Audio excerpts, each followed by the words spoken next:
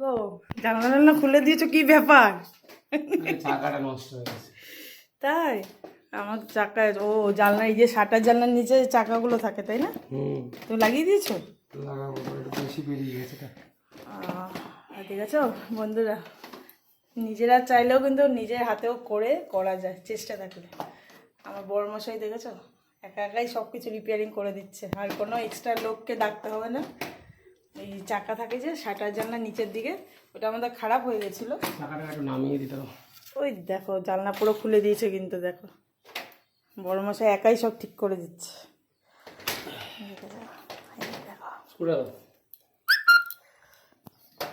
এই দেখো রিপেয়ারিং করছে এই চাকা। একা একা চেষ্টা করলে সবই হয় বলো। এই দেখো জানলা এখন রিপেয়ারিং করে আবার এটা ফিটিং করে দেবে।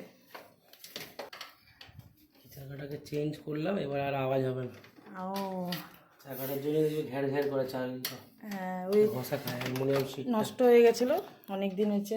এই যে চাকাগুলো না, এগুলো কি হার্ডওয়্যার দোকানেই পাওয়া যায় না? তুমি কিনে এনেছো এখানে যেগুলো রিপেয়ারিং করে ওখান থেকে পাওয়া যায়, জানলার দোকান থেকে না?